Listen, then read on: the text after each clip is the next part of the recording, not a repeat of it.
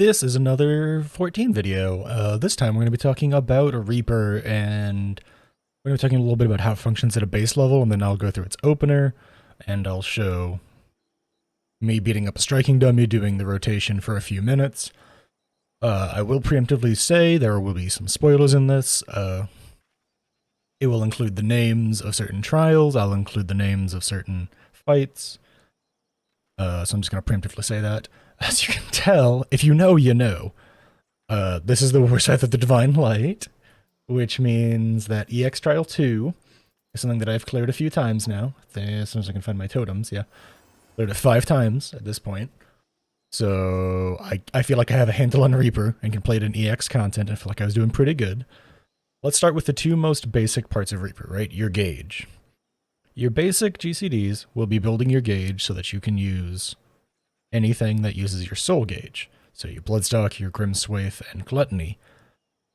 And then those will allow you to cast, after you proc any of those three, it'll allow you to cast either Gibbet, Gallows, or Guillotine, depending on single target or AoE. And those will build your Shroud gauge, which allows you to cast Enshroud. That's the basics of the job. That's how it works. You build up to your Shroud gauge, you hit Enshroud, and you do your big burst window where you're really spammy and you play kind of like a machinist, because your GCD goes to 1.5. And the way that the Shroud window goes is you'll back-to-back go Void Reaping, Cross Reaping, and then you'll weave in a Lemur Scythe. And then you'll do it again, Void Reaping, Cross Reaping, Lemur Scythe, and end by hitting your finisher, Communio, which is a 1,000 potency hit. Now that might change in the future, but for now, this is pre-normal raid launch, so this is what the numbers are. This is super early, and who knows how it'll change. I do not believe the rotation will change at all, though. And a really important thing that happens for Reaper, though, is the ability Enhanced Arcane Circle.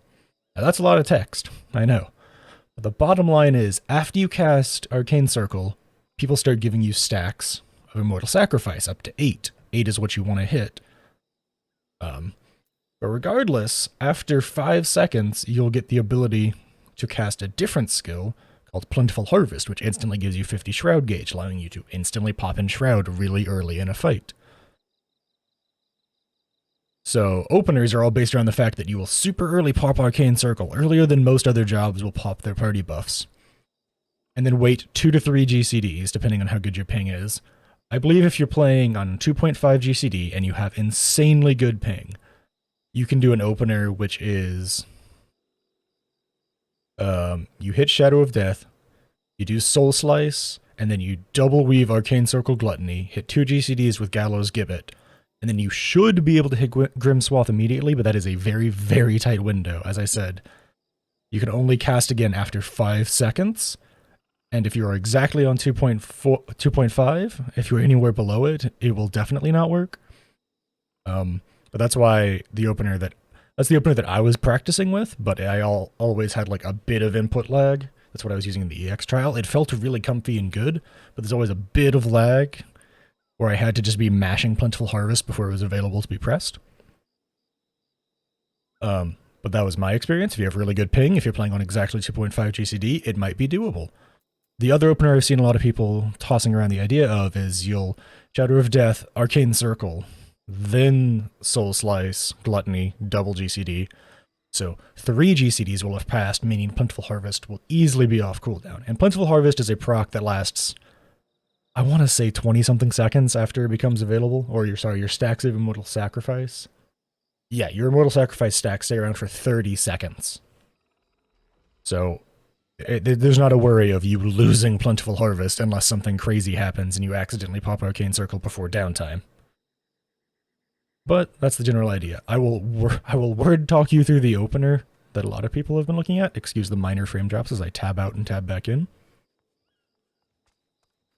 I will word talk through the opener that I think is going to be one of the better ones for people with non-perfect ping. And it is, at pre-pull, at some point, you'll hit Soul Sow to turn it into Harvest Moon, so that you just have that as a cast, either throw into the opener in your burst window, or to just hold for a time when you get forced into downtime. Like in EX2, the solo points when you have to run away from the boss, so I used Harvest Moon in that downtime, because it is a spell with a 25 Yalm cast range. You can use it for downtime later in the fight, Or you can just shove it into your burst window, but it would be very tight to fit it in under party buffs. Regardless, that should be done pre-pull. And then you will use Harp as a cast pre-pull, kind of like a caster.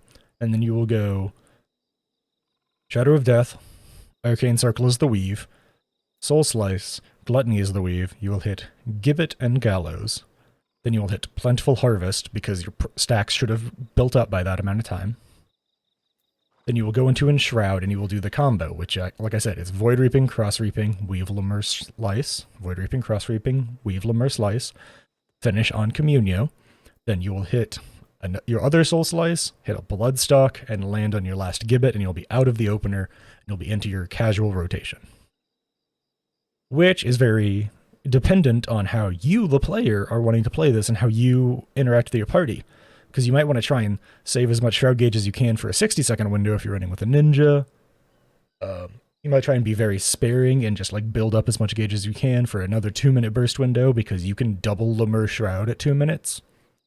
Because you can build up enough gauge ahead of time to be sitting on more than 50 gauge. Immediately hit Enshroud.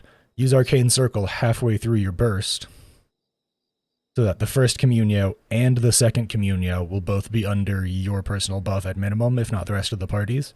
Typically it'll line up. In my experience, I was running with a Red Mage and a Dancer, so Emboldened, Tech Step, and Arcane Circle were all slamming at the same time, and there's quite a few times when I could get off double Communio under all those party buffs. So that's a lot of words. That says a lot of nothing. There'll probably be a cut here in the video, and you'll see me slapping a dummy for the rest of it. If you have any questions, feel free to leave them in the comment, like, comment, subscribe, all that cool stuff, and hope you enjoy me slapping a dummy. Hope to see you in the next one.